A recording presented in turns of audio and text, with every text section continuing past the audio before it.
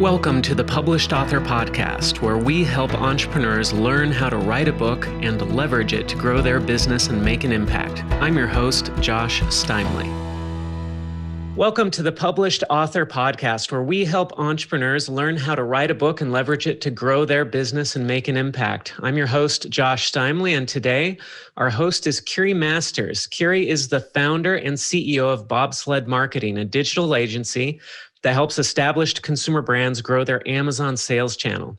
Kiri writes a weekly column at Forbes about Amazon from a brand's perspective. She hosts the e-commerce Brain Trust podcast, co-hosts the Amazon for CMOs podcast, and is the author of two books, The Amazon Expansion Plan and Amazon for CMOs. Kiri, welcome to the show. Great to be here. Thanks, Josh. So Kiri and I have been friends for a while, but I've never really gotten your whole backstory, Kiri. So tell us a little bit about where you came from, how you grew up, and how old were you when you first knew that you wanted to be an entrepreneur and run a business? Oh, well, I'll give you the abridged version with a couple of stories along the way. So I'm Australian. I'm back in Australia right now after living overseas for 8 years in the US and in South America as well. My background was actually in banking. I went straight out of school into a retail bank in Australia and then moved over to New York to work at JP Chase. And while I had my corporate job, I started a little business on the side selling craft supplies, which was really fun and just a baptism of fire, understanding how selling on the internet worked. And eventually I parlayed those skills that I had with e-commerce and Amazon in particular to some client work. And I left my corporate job, that was in 2015, and I started a consulting company called Bobsled, which is where we help established branded manufacturers to run their Amazon channel. Primarily, we do a little bit of work with Walmart and Instacart too. But I think, reflecting back on when did I know I wanted to be an entrepreneur, it was certainly a evolution over time. I was the kid in the neighborhood selling cookies door to door and or like recruiting my cousins to be in little plays and performances and things like that. So sort of had those tendencies, but my parents were in their own way fairly entrepreneurial as well. My mum had an ongoing stint as an Avon lady, and my dad had a couple of businesses. He was the local driving instructor and taught all my school friends how to drive. And then he also had a little business on the side installing roof insulation. And he would subcontract to me and my brother because we were small. We could get into the tight crevices. So I guess I kind of grew up around it, or grew up around like some side hustles that both of my parents had. Sure. So I'm curious, in Australia, how much is Amazon a thing there? Is it as big in Australia as it is in the US, or? It's really not. So they launched here in 2017. People were really excited about it, but it didn't launch with the same features that we expect in the US, namely Prime and free delivery. Australia is a population of 25 million people across a landmass. It's almost as big as the US. So the practicalities of fulfillment are not really, it's hard to get economical here, but they've certainly invested more in Prime over time, and people do shop there, but it's certainly not as big a thing in Australia as it is in the US. Actually, eBay is bigger here than Amazon is. Interesting. So now, before you wrote your two books on Amazon, you had another book out there on how to rewire old lamps, right? Tell me a bit about this one. Oh wow, you really dug into the archives. So that's a remnant of my first business, which started in I said a craft supplies business. It was really a make your own lamp supply business. That's how I started. I was a super specific niche that I got into. And I put a book out there sort of collecting all my wisdom from rewiring antique lamps. And it actually does pretty well. And there are a few revisions that I need to make, but it's still, I still sell a few copies of that a month, like more than you'd think. Well, it is so niche. I mean, I'm guessing you don't have a lot of competition in that space. I don't think so. Yeah. So then what was the inspiration behind writing your 2 books on Amazon? And by the way, the 2 books on Amazon came out around the same time. So were you working on both of these at the same time, or what was the story behind those books? They were actually 2 years apart. Yeah. So I published the first one in 2016 and the second one last year in 2019.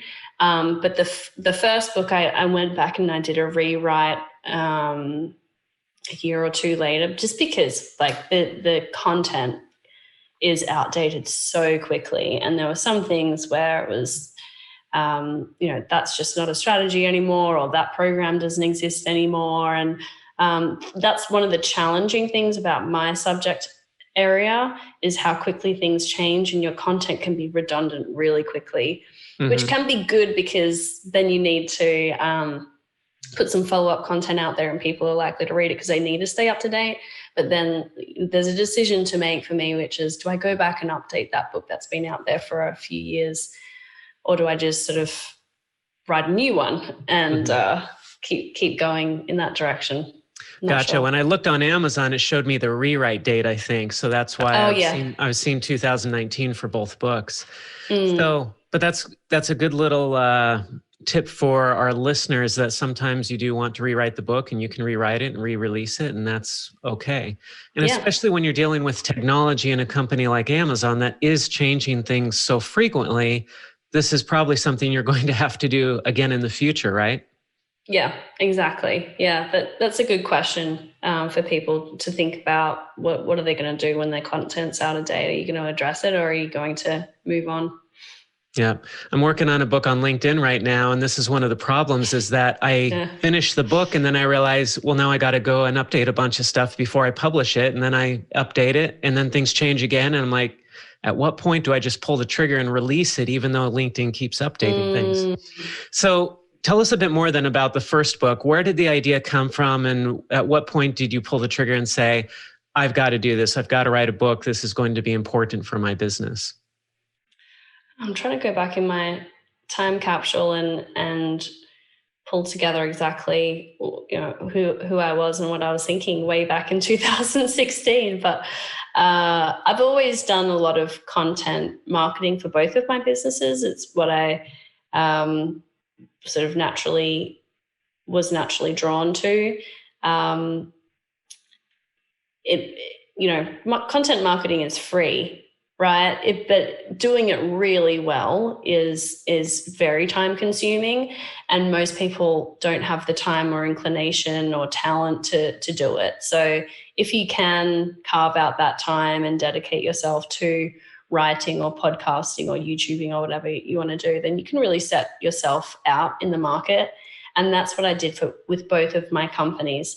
Very much more of a slow burn. You're not going to get an immediate ROI on those, but that's always been my philosophy.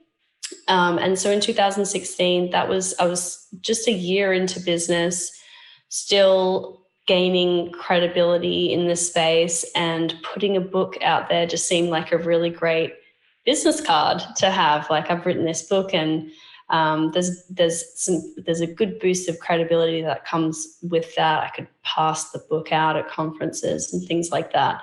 So it really was a bit of a token into my profile as a business person and as the leader of a very small at the time agency. And then with that book out, then what was the motivation for the second book that you felt like, I need to do something extra and something different, since you already had the credibility of the first book? Yeah, the second one was a lot more fun because I actually wrote that with a co-author, another Aussie guy who runs an Amazon marketing agency. I guess we're technically competitors, but we ended up becoming friends. And the second book was much more about business development. And my co-author, Mark Power, he's like larger than life personality, just knows everyone, or if he doesn't know you, so he just finds a way to get to know you. So he has this really great network. And I just thought, it would be great to work on a book, on a project with someone like Mark, and learn from him as much as we were learning from the people that we were interviewing. So the approach was with the first book, it was much more, here's what I know or what we've learned as an agency about these Amazon tactics, and here's how to, is it worth it to expand to Mexico? And here's some numbers around that. Whereas the second book, Amazon for CMOs, Mark and I went out and we interviewed a bunch of CMOs and retail executives, and we gathered some themes together, and we compiled those themes. I think there was about 8 or so of those, 8 to 10. And that was the foundation of the book, and a lot of our sort of like personal anecdotes and experience were woven in there as well. So it's a very different type of book and a very different experience going through that process with someone else. And that got an even bigger response as well, because Mark has a big profile. I have a much bigger profile now than back in 2016. So we really were able to amplify each other's voices and audience in a way that we wouldn't have been able to achieve by ourselves. Great. So when you were writing the first book, the lamp book, like the very, very first book, were there lessons that you learned writing that book that you then took to the second and third book? What were some of those lessons learned? Yeah, well, the first one is, you think that you've written a book when the manuscript is done. You haven't finished with the book yet. That's like just the start of the whole second phase of launching a book, which is to market it. And that was a lesson I really took away from the first book. Is there's the writing it, and then there's the marketing it. You need to sort of prepare yourself for, like, you've just run a marathon and now you need to run another marathon or something like that, triathlon or some kind of sport equivalent. That was a huge one, because you need to pace yourself, and those are two different skill sets and two different project plans that you need to have together. That was a big lesson I took away from the first one. And then going from the second to the third, were there lessons learned there that from the second book that you were able to apply to the third? Yeah, so with one super practical one that comes to mind was around printing and where I got my book printed and what the actual physical copy looked like. I used Amazon's print on demand for the second book. I did Kindle only for the first one. Kindle plus Amazon print on demand for the second. And for the third, I just saw too much variance in the quality with Amazon printing the book, and I wanted a better quality paperback. Mm-hmm. So we used Ingram Spark for that printing, which is better. It's still not perfect. There's still some copies where they've got the printing wrong. So it really depends what kind of experience you want your readers to have as well. My husband's a writer as well. He's got a novel coming out, and there's things about writing a novel that I just never even thought about with a nonfiction book, like typesetting and what that experience of reading dialogue is like on a page. You don't think about that with a business book. It's just kind of people scan, there's headlines and, subheadings and things like that. With a novel, it's sort of like the interior design of the book. It's almost just as important as the front cover. So anyway, that I think thinking about what that experience needs to look like for your readers, for me, it was a lot. There was a big difference in quality between book number 2 and book number 3, just because of where I got it printed. And when you say variance in quality, do you mean sometimes people would order it and it'd be a certain level of quality, and then the next person would order it and they'd get kind of a different Yeah, quality like book? the offset of the, I'm not sure if I'm using the right terminology, but like the offset of the printing, like there'd be slightly different, like, the margin on the left would be slightly bigger than the margin on the right. That might have also been because of my formatting of it, but that's like the wizard that Amazon takes you through to set up the printing is pretty limited. So yeah, I mean, you would expect that every time you print it. It's a computer file. It should print out the same time every time you print it, right? Yeah. Doesn't. So you had a little bit better experience than with Ingram Spark. Mm-hmm. Now, did you do just soft copy with Ingram Spark, or did you do hard copy as well? You mean paperback or hardback? Yeah, paperback just paperback. Just paperback. Yeah, just paperback. And did you do audio versions of your books? I didn't, and that's one thing I would go back and change. I guess there's nothing stopping me from going back and doing an audiobook of Amazon for CMOs, the third book, except for the fact it would take 3 days to do. It's a really tedious process to go through that and edit it. What I've heard is the royalties on an audiobook are way better than a Kindle or a paperback. So financially speaking, it could be worthwhile. But I think for me, because my topic's really quite niche and it's more of a business development exercise than a moneymaker. Right. You're not looking to make money off the book sales themselves, right? No. So going back to your husband being a writer as well, was there experience that he had writing novels that you were able to take into your book other than the typesetting? Were there other lessons that he was able to pass along to say, hey, when I write a fiction book, this is how I do it. Maybe this helps in the nonfiction world? It's actually the other way around. So I've published 3 and he's yet to he published a novella last year. So I'm the one teaching him all this stuff actually. But I'm learning from him about the quality of a novel needs to be a lot higher, frankly. With a business book, I think he can get forgiven for a lot of minor issues and the quality. But with a novel, it really needs to grab someone's attention on and off the shelf. So it's been very interesting seeing that difference in those areas. Something that I'm sure we're going to get into a little bit more is on the marketing side of things. And I've tried to give my suggestions around what's going to work there. It's quite a different world with influencers and who's going to put your book out, who's going to promote your book if you're nonfiction versus fiction. That don't translate so well between fiction and nonfiction, but like the printing and distribution and things like that all works pretty much the same.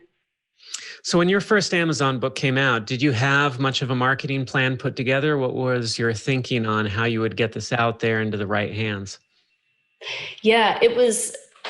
I felt like I was quite prepared at the time, and then the countdown clock starts, and there's always more to do and more people to follow up with. But it for me, because I didn't have a huge audience at the time, I really needed to hustle with personal connections and getting just a lot of personal outreach to acquaintances and connections and asking them to buy the book and review it, and really sort of guerrilla marketing kind of stuff, because getting those first reviews on the book is super important, and getting the word out as well. That was around the same time that I started my podcast as well. So I started that after I'd launched the book.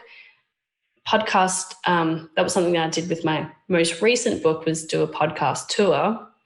And that was hugely helpful. I'd already been hosting a podcast for 2 years. So of course I promoted it there, but then I actually I used a PR company called Interview Connections. They specialize in podcast guest placement. And I used them, and that just took an enormous amount of work off my shoulders that I went through with the second book to get on podcast as a guest, and they took care of dozens of hours of work there. That's great. How many podcasts roughly were you on for the second book then? 15. 15. And you saw results? 15 that they placed me on. And then I had, ones that I already had a personal connection with that I secured myself. And you saw results from being on those podcasts in terms of book sales or people reaching out? I think so. And that's the really difficult thing about podcasts is there's no great way to track that. I'm sure there's people out there that have really clever ideas of how to do this. I ran a giveaway on my podcast where I said, if you leave a review, I'll send you a free copy of the book and things like that. Tried to track it somehow, but it just doesn't work. It's really difficult to get any kind of tracking mechanism in with podcasts, but I did anecdotally hear from people say that they'd heard me on this podcast or that one. So I believe that it worked, but I'm not 100% sure. Yep. Attribution gets tough on things like that. So let's see, what year did you get into Forbes as a contributor? 2018. 2018. So you had already published your first book, but not the second book. And you're still writing for Forbes, is that right? Yep. And so having that on your platform, and then what are other things that you've been able to build up before publishing your last book? And have you seen that platform, have you seen that filter through in terms of increased exposure, increased book sales? Well, I'll say first, credit where credit's due. I'm a student of yours, Josh, and it was through your course about becoming a thought leader for publications like Forbes that I actually secured that spot. And it was all about, having, there's no shortcuts. I get asked about this all the time, understanding what you went through when you created that course. People always are curious about how it works, but you need to work hard, basically. You need to put out a lot of content on your area of expertise, and you need to have a pitch ready so that when there is an opportunity, it's ready to go, and have that pitch needs to be perfect. So anyway, that's my quick quick take on becoming a contributor, because it comes up all the time. But I couldn't with Forbes and any really top tier publication. They don't like you out there promoting your stuff directly. So I couldn't. People think that you must get so many leads and such a leg up from contributing to Forbes, and actually it doesn't work like that at all. I've been doing it at least once a month, if not several times a month, contributing a post there for the last 2 years. And the best leverage that I get is being able to use the fact that I've published a post about something interesting on Forbes, and the engagement happens and the momentum happens when I'm then sharing that on LinkedIn. So it's LinkedIn that's the sort of the linchpin in this equation, which everyone can have a LinkedIn profile and start using that. And you can be publishing posts on LinkedIn, or you can be publishing posts on Medium or on your blog or whatever, and using LinkedIn to circulate that and socialize that content in just the same way that I did it for Forbes. It's helpful to have that Forbes name, but the quality of your content's what really matters. And that's what people reach out to me now after 2 years of doing that to say, your articles are really thoughtful, or, it's about the content at that stage. So it's a long burn and very rewarding when you get to a point where it's obviously paying off for you, but that's thousands of hours of investment to get to that position. That's interesting. Your experience with Forbes and then LinkedIn was very similar to my own. I wrote 164 articles for Forbes over a 3-year period. But then when I went on LinkedIn and started posting my content there, I got more engagement, more attention. And I eventually switched my focus to LinkedIn. And it was funny because I was saying the same thing that you just said. Anybody can post on LinkedIn. And yet everybody wants to be on Forbes. They think that's the big time. But once you have the credibility of Forbes, there's not a lot of traffic exactly. I mean, there is for some people. Right. But it's mostly my own traffic that I'm sending there. Right. So yeah, you're totally right. Yeah, it's not a golden key to untold riches. Just say that. Yeah. So with your books then, have there been clients that have come to your company as a direct result of the books? Can you tell us about any experiences you've had where the books have directly led to new business for you? Yes, it definitely has. And this is something that, again, it's hard to measure. We probably could do a neater job of tracking this in our CRM, like anytime someone mentions the book, tag it somehow. But it comes up quite a lot. And I remember I was in San Francisco for a presentation I was doing at a business accelerator, and I met up with a prospect in San Francisco of this company, like a cleaning products company everyone would know. And this CMO, or I can't remember what her title was at the time, she pulled out my book from her handbag and was like, "Look, I've got your book and I've like see all my markups in the margins. I'm so glad that you printed it so big because like I really needed that writing room." And that was a really great visceral sort of experience as someone like had my book and had been like marking it up on the commute. So and then sometimes I spoke with a guy a couple of weeks ago as a guest on my podcast talking about some very technical software topic, and he was like, "I've got your book on my bookshelf right behind me." And then I've also had people send me photos of, they'll be walking around an ad agency in New York and someone's got Amazon for CMOs on their desk. So it's, it's like this tiny little corner of retail and commerce. But I guess like the important thing is what kind of cut through do you have of your tiny little corner of the internet? If you've got a pretty narrow focus like I do, it seems to have achieved a decent level of cut through, even though I'd say, just a wild estimate, probably only like 2,000 or 3,000 people have read the book, but that's still a lot of people in my niche. So I think that perspective is helpful. You don't need mum and dad reading it. You just need people who are important to your business reading it. Right. And in your case, when you were writing the books, were you thinking, hey, if just one client reads this and signs up, it's all worth it, or 2 clients or 5 clients or 10? Did you have any sort of number in your head of what it would mean for this to be worth the effort? Yeah, well, you can do the math and figure out how much is it costing me to work with. Mark and I worked with a ghostwriter, and we split that cost. We split most of our costs. We had a launch party in New York, and we split the cost of that. So you can figure out like what's your average deal that you do with a client, and how many of those deals would you need to do to get back the cost of doing the book.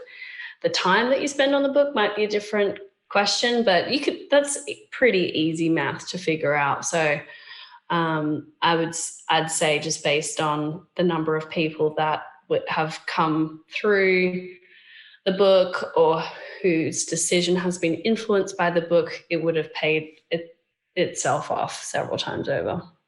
That's great. Both books? Because I know your last book was released pretty recently. So do you feel like you've already gotten the return on investment on that one too? Yes. Yeah. I think that hit also at a slightly different audience. The first one was more of a how-to, and the second one was more aimed at a executive audience.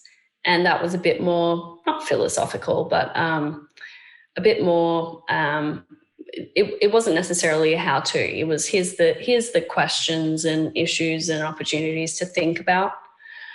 and frameworks rather than here's how this program works and how to enroll your products in this country. Mm-hmm. So talking about your last book, because you had the most experience as an author on the last book, you said you worked with a ghostwriter, you also had a co-author, but tell us a bit about the process of writing that. How did you work through the idea, the title, the outline? How did you develop that book? Did you have any sort of framework, or was it more just, you just made it happen? Yeah, so it's, if you work with a ghostwriter, it's still a lot of work. I would definitely recommend working with a ghostwriter especially if you don't have a lot of experience writing a lot of content and holding yourself to deadlines. Or even if you do, it's still helpful. Exactly. Yeah, exactly. And in my case, working with a ghostwriter while also having a co-author really helped to smooth over, any sort of differences in opinion about what the right approach was, or, if we had different ideas about a topic in the book, then she found a really neat way to bring those together, or to even say, well, Kiri thinks this and Mark thinks that. And so that worked really well in that dynamic. So a good ghostwriter will have a process that they work with you on. For me, what it looked like was to do a series of interviews to talk about, to flesh out the outline. And then for each of the chapters to flesh out, what are the arguments here? What are the examples that you can share? You really need to bring things to life with examples and anecdotes. So teasing those out, what would be the opposing point of view for this? They have these questions designed to open you up on a topic and get that context out of you. So, big thumbs up for working with a ghostwriter if you need that kind of discipline. How did you decide that CMOs were going to be the ideal audience that you would target? Because you call it out in the title, it's Amazon for CMOs, and you could have said Amazon for marketers or Amazon for all sorts of other people, but you chose CMOs, and it kind of screams out of the cover, right? Because CMO is so big on the cover, which is great, because if you're a CMO, you see that, you're like, okay, this book is written for me. But how did you decide on the CMOs versus all the other different people you could have targeted? Well, it's aspirational. So most of the people reading the book are not CMOs. They want to be CMOs, or there might be a CFO who wants to understand the world of their CMO, their counterpart, a little bit more. So it was the working title for a little bit, but the more we got into it, this is actually a really good title. Everyone who's under a CMO wants to be the CMO, and the CMOs all want to know what the other CMOs are thinking about. So it did actually end up being working quite well because it's aspirational. And then when it came time for cover design, how did you work on that? Did you go hire a cover designer? Did you do it yourself? We put a project out on 99 Designs and got a lot of ideas back and whittled it down. It was, that's a challenging part. I think something that some authors do really well is have a couple of concepts and then put it out to their audience and say, look, I've got a couple of options I'm working with, and give their audience a little bit of a stake in the project as well, but a bit more, they can put a bit more of a stamp on it. I'm not sure if we ended up doing that or not, but I think having a few options to choose from is a great idea. And did you hire an editor as well to go over it? No, that was something that our writer helped us with as well. It's still, it's just something that you need to go over so many times, and it's really grueling. You've read that sentence 60 times before you've got to read it again. But there's so many things that you find, even after a writer or editor has gone through it, it's a bit tedious. But Yeah, our writer did everything there. Mm-hmm. So you did the editing all yourself. Yeah. So I would recommend Laura Gale is her name. If people have a project. She's pretty high end, but she has a great process, and I worked with her a couple of times now. Mm-hmm. How long did writing each of your books take?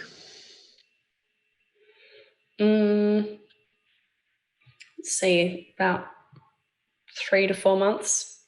3 to 4 months for the writing. And then from conception to the day that you had it in your hands, printed and published? 6 or 7 months. Mm-hmm. And that's the joy of self-publishing, right? The joy of self-publishing. And, occasionally there's less of a stigma around it now, that's for sure. Mm-hmm. Especially with nonfiction books, and especially with subjects that change so quickly, because I think I was asked less than I can count on one hand when I'd reach out to people to ask if they to see if they wanted to be in the book. I'd had a couple of people write back and say, well, who's the publisher? And then they didn't want to be in the book when they found out it was self-published. Yeah. But that's the reality. If you go through the traditional publishing route, it would be 2 years before the book is available to buy. And like I said, the content just gets stale really quickly.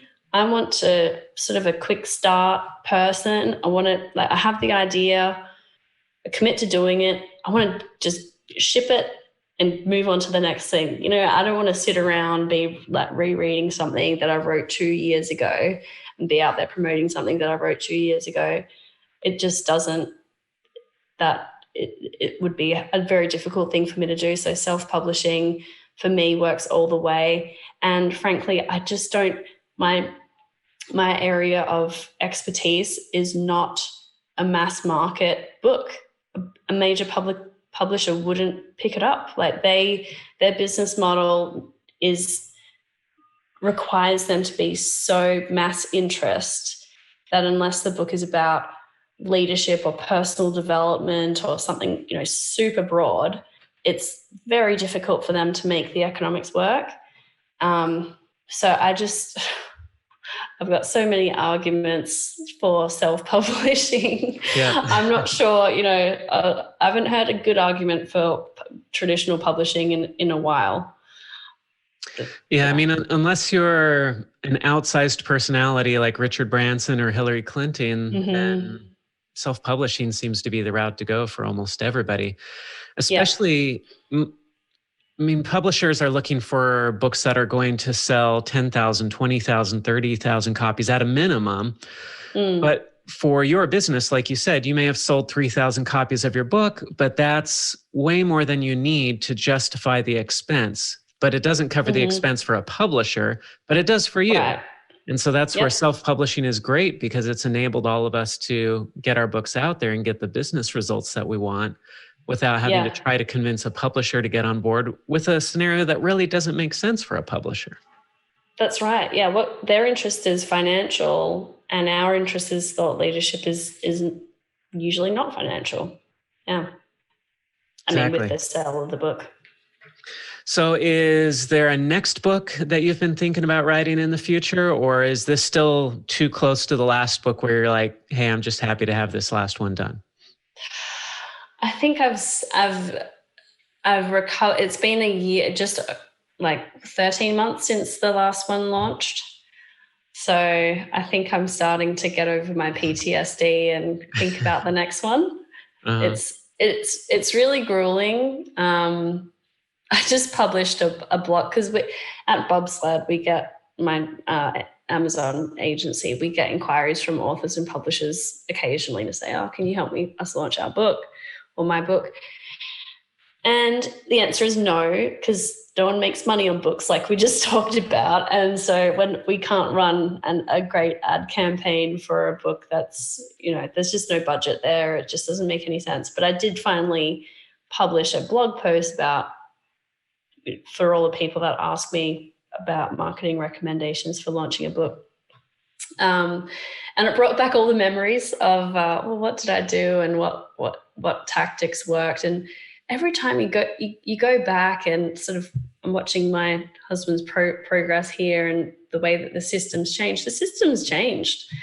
So especially if you're writing a book, even if you're writing a book a year, things change a little bit every time. But yeah, I think I'll go back for another try within the next couple of years. Yeah. Well, great. Thanks so much for coming on, Kiri. Is there any question that I didn't ask that you wish I would have asked? Or any last words for our audience? Oh, yeah, just to go back to the ghostwriter thing. It might seem like an easy way out or a bit of a kind of like you're cheating on the process, but there's just so many things for you to manage on the marketing side, with the manuscript itself, with the ideas for the content, socializing the ideas. You need to get help somewhere. And my recommendation for anyone that asks me as a peer is pick where you're going to outsource, because you absolutely need to outsource somewhere. So with my most recent book, I got help with the writing and I got help with the podcast tour, two hugely time-consuming areas. And then the other thing I would say about working with a ghostwriter is it's still we were talking about this before the show, it's still your thoughts, it's still your original IP. And when I read the manuscript, I'm like, oh, that is something that I have said, like word for word, something that I said during one of the interviews with Laura. So it absolutely is what you say and your ideas, but you just didn't type them up and figure out exactly, where to put them in a paragraph. So I think that there should be less judgment around that. I don't think that there is a tremendous amount of judgment anyway, but figure out where you're going to outsource, because you won't get the book done on the timeline that you want to without sacrificing, personal relationships and things like that. But yeah, people have this misconception that a ghostwriter comes in and just writes your book for you, but they can't. They have to pull that information from somewhere.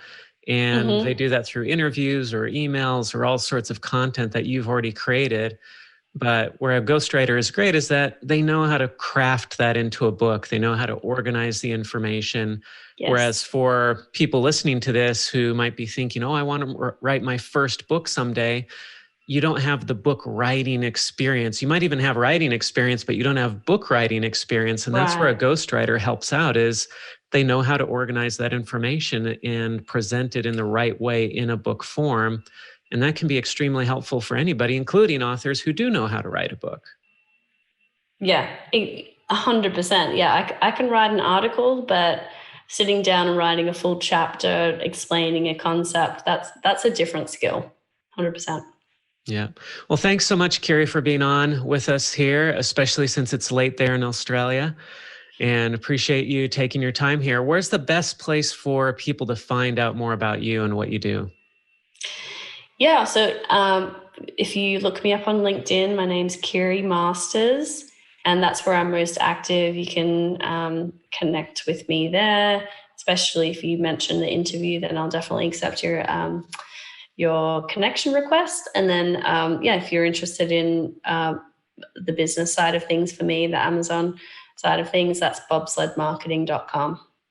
Great. We'll link to all that in the show notes. Thanks so much, Kiri, for being with us today. Thanks, Josh. Have a good one. If you enjoyed this episode, don't forget to subscribe. And if you want to spread the word, please give us a 5-star rating review and tell your friends to subscribe too. We're available on Apple Podcasts, Spotify, and everywhere else you listen to podcasts. And if you're an entrepreneur interested in writing and publishing a nonfiction book to grow your business and make an impact, visit publishedauthor.com for show notes for this podcast and other free resources.